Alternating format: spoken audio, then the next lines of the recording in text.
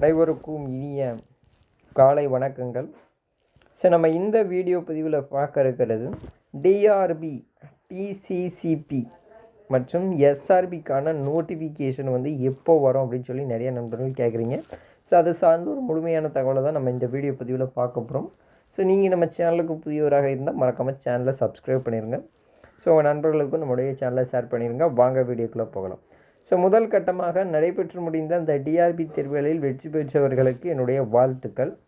So நீங்கள் எவ்வளோ question கரெக்டாக போட்டிங்க, ஸோ உங்களுக்கு என்ன டிஸ்ட்ரிக்ட், என்ன கோஆப்ரேட்டிவ் செக்டாரில் வேலை கிடச்சிருக்கு, சரிங்களா?